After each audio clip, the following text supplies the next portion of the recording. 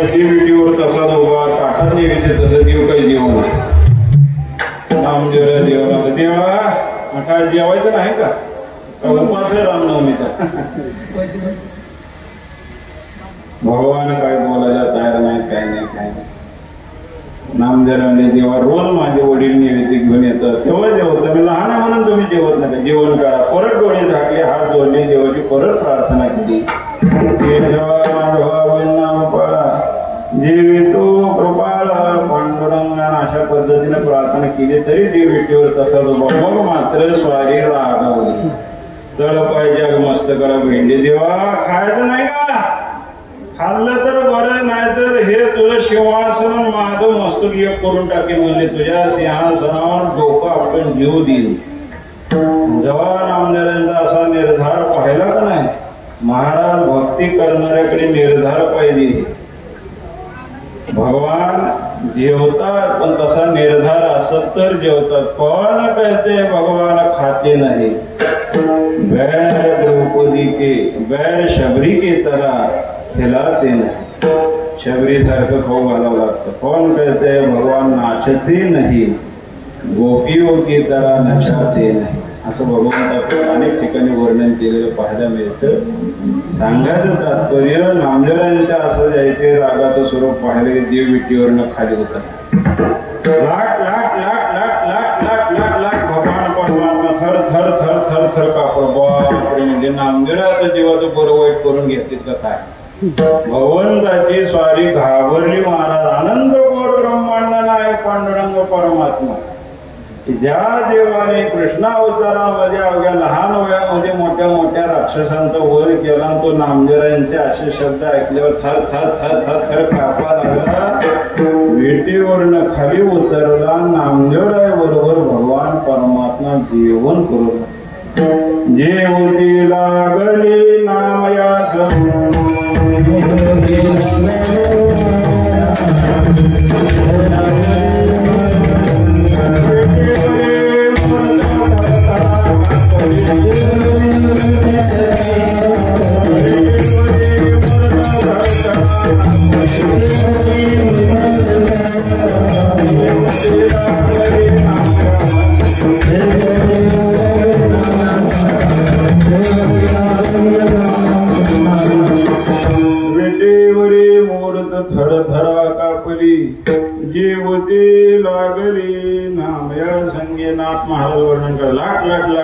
परमात्मा कापला नामदेवावर जेवण केलं सगळी ताट वाटी रिकामी केली नामदेवाच्या हातात ताट वाटी रिकामी दिली नामदेवाला घरी पाठवून दिलं जेवण या देवी हाती दिलेली वाटी आणि आता उठा उठी नामाग नामदेवाला रिकामी ताट वाटी घेऊन घरी जाय झाली आईच्या हातामध्ये बोनाबाईच्या दिली बोनाबाईने पाहिलं नामदेवा ताट वाटी रिकामी यातलं नैवेद्य खात की पांडुरंग होय देव नैवेद्य खात असतो देव नैवेद्य खात असतो बोनाबाईला खरं वाटना महाराज खरं सांगा एवढं महाराज देवाने नैवेद्य खाल्ला असता तर आपण दाखवलं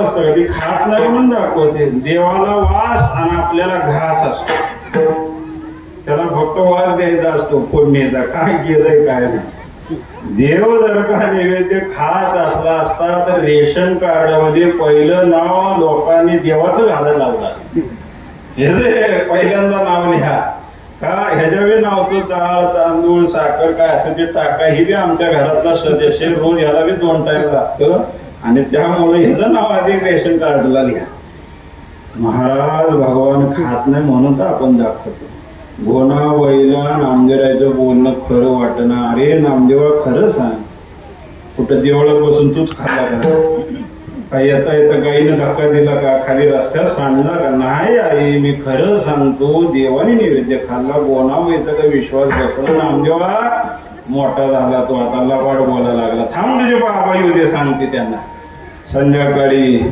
दामोशेट्टी महाराज घरी आले गोनाबाईने सांगितलं अहो ऐकलं का काय म्हणते अहो म्हणली आज अशी गोष्ट ऐकायला मिळाली की कधी ह्याच्या आधी ऐकली नाही कधी पाहिली नाही अशी गोष्ट मला नामदेवाने सांगितली आईशी सांगितले नाम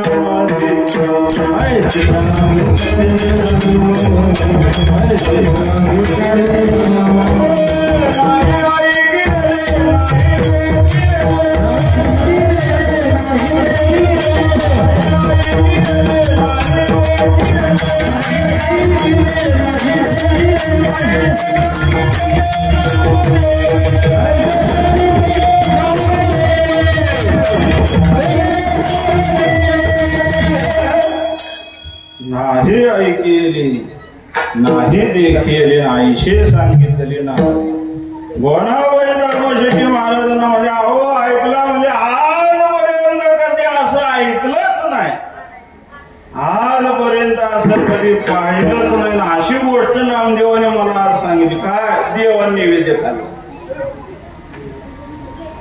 दामोशेट्टी महाराजांना आश्चर्य वाटलं, कसं काय शक्य, दोघांनाही न पटणारी अशी गोष्ट होती. महाराज शक्यच नाही. आपली मानसिकता एवढी खालावलेली आहे, भावनेची एवढी आपली किंमत कमी झाली महाराज, माणसं भावना शून्य झालेली आहे. पहा तुम्ही नैवेद्य याच्या बाबतीत जर का विचार करायला झाला तर शब्दप्रयोगच पडला. कोणी म्हणतं का देवाला खाऊ घालायला नाही म्हणून नैवेद्य, शब्दप्रयोगच रोज झालेला आहे समाजामध्ये. देवाला नैवेद्य दाखवा म्हणतात लोक, खाऊ घाला कोणी म्हणत नाही. का भावना तशी आहे. हे यथा मां प्रपद्यन्ते तां तथैव भजामि, भाव जैसा तुम्ही माझ्या ठाई धरान तैसाची मी खरा तुम्हाला. भगवान सांगतात तुमचा भाव कनिष्ठ असेल तर तुम्हाला त्या सेवेचं फळही कनिष्ठच मिळणार.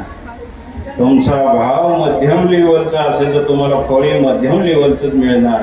आणि तुमचा भाव उच्च दर्जाचा असेल सेवेचा तर तुम्हाला त्याचं फळही उच्च दर्जाचंच अशा प्रकारे मिळेल. आपला भावच कनिष्ठ दर्जाचा, लोक म्हणतात देवाला नैवेद्य दाखवा. नामदेवरायांचा भाव उच्च दर्जाचा होता की देवाला नैवेद्य खाऊ घालायचा. दामोशेट्टींना खरे वाटणार, त्यांनी युक्ती केली, उद्याचं नैवेद्य नामदेवरायांच्या हातूनच देवाला पडतं. खरं का खोटं ते उद्या खरं सिद्ध होईल. दुसऱ्या दिवशी 12 वाजेपर्यंत आई गोणाबाईनं परत स्वयंपाक तयार केला, परत नैवेद्याचं ताट भरलं, नामदेवराला हाक मारले, नामदेवा इकडे काय म्हणता बाबा, तो म्हणतो देवाने नैवेद्य खाला. हो म्हणजे खाल्ला. काल खाल्ला तसा आज खाईल का खाणार नाही. घाबरतो का काय त्या देवाला. ज्याची खरी सेवा त्याच्या भय काय, द्वारे घाबरतो आम्हा हरीच्या दासा काय भय. भगवान परमात्म्याला नैवेद्य आधी खाऊ घालत मग झाक घेऊन परत नामदेवराला जायचे. डाव्या हातात नैवेद्याचा पाण्याचा कडवा घेऊन रावळामध्ये गेला. जात असताना दामोशेट्टी गोणाबाईला वाटलं नामदेवरा खरंच देवाला खाऊ घालतील का स्वतः खातील हे पाहण्याकरता लपत छपत नामदेवराच्या मागं पाठलाकडे गेले. गरुड खांबाच्या पाठीमागं लपून ते गोणाबाई दामोशेट्टी नामदेवरा काय करतील बघू लागले. नामदेवरायांनी देवा पुढे जायचे, परत नैवेद्य ठेवला, पाणी फिरवलं, तुळशीचं पान जायचे घातलेलं आहे. परत देवाची प्रार्थना, केशवा माधवा गोविंदा गोपाला जी तू कृपाला पांडुरंगा. परत देवाची प्रार्थना केली. देव तसं विटीवर ताटात आणलं तसं देवाला नामदेवा का देवा खायचं नाही का नामदेवा. अरे बाबा कसं खायचं, काल तू एकटा होता, तुझ्या बरोबर खायला काही संकोच वाटला नाही. तुझी आई आली आहे, तुझे वडील आले, पाठीमागे जायचे लोकून उभारून बघत आहे, त्यांच्या देखत कसं खायचं. नामदेवराय म्हणतात देवा किती रे कपटी तू, हा माझ्या देखत खातो, माझ्या हातून खातो, माझ्या बरोबर खातो, माझ्या आई वडिलांना असं काय पाप केलं त्यांच्या देखत तू खात नाही. खावं लागल तुला, खाल्लं तर बरं, नाही तर कालचं 14 रत्न काढतो बघ म्हणजे. भगवान परमात्मा नामदेवाला घाबरला. महाराज नामदेव असं काही बोलू नको बाबा, कारण नामदेवला सर्व संतांमध्ये देवाचे लाडके बघतो. लढवार नामा माझा पारताना आहे मदविना कोण त्याचे. अरे नामदेवा या पंढरी क्षेत्रामध्ये तुझ्याशिवाय मला कोण आहे सांग बघ. तया विण मदत आहे दिशा होस नलगे चित्तास गोड काय. तुझ्याशिवाय मला काही गोड लागत नाही नामदेवा, तूच माझा आवडता भक्त. काया वाचा म्हणे सर्व निरंतरीन आहे नाम यावरील लोकांना. भगवंताचं बोलणं आहे. मग नामदेवराय बरोबर परत पंढरीराय परमात्मा विटीवरनं खाली उतरले. नामदेवराय बरोबर देवाने जेवण केलं. ज्यावेळी नामदेवरायच्या हातून भगवान परमात्मा आनंदपूर पंढरीराय परमात्मा जेवण करतायत दामोशेट्टीने डोळ्याने बघितलं. काय ते दृश्य असेल, काय तो प्रसंग असेल, काय ते वेळ असेल, काय ते भाव असतील, अनंत कोट ब्रह्मांड नाही पंढरीला परमात्मा नामदेवाच्या हातून येऊ लागला. ज्यावेळेस दामोशेट्टी महाराजांनी डोळ्याने बघितलं, मग मात्र कंठ दाटून आला, अष्टसात्विक भाव निर्माण झाले, अंगावर रोमांच उभारली आणि मुखातून शब्द बाहेर पडेना. पळत पळत पळत भगवंताच्या समोर दामोशेट्टी महाराज आले आणि देवाला परिहार देतात. देवा एका दोन या पंढरी क्षेत्रामध्ये 12 वर्ष झालं मी वास्तव्य करतोय.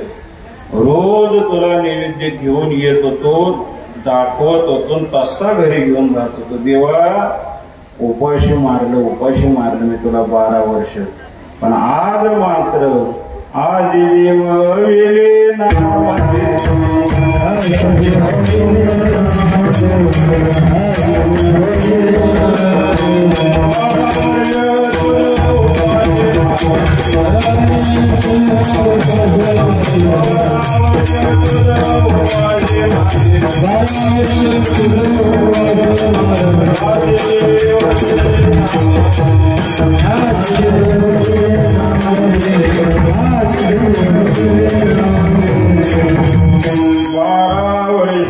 उपवाशी मारिले आदि देव विले नाम दे. देवा 12 वर्ष झालं पंढरीमध्ये वास्तव्य करतोय.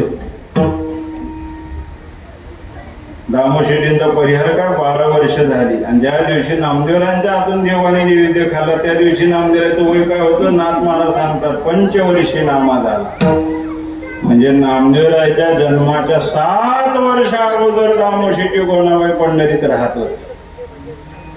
उपवाशी मारलं देवानं. आज मात्र माझ्या लेकरानं पांग फेडलं, तुला जीव घातलं. आधी देव विले नामदेवे सांगायचं तात्पर्य काय, एवढा परमात्मा भक्ताच्या अंकित असतो की तुका म्हणे भावीन देवा सत्ता राबवावे, सत्तेनं देवाला राबवतात. देवाला खा म्हणल्याबरोबर नामदेवाने देवाला खावं लागलं, पे म्हणल्याबरोबर दूध प्यावं लागलं. एवढा भक्तीच्या बळावर परमात्मा त्यांनी अंकित करून ठेवलेला असतो. म्हणून जनाबाई महाराज म्हणतात, देव भक्ताचा अंकित कामी त्यांची सदा करीत, त्याचे पडून देऊनी होय रक्षिता पण विढोबा.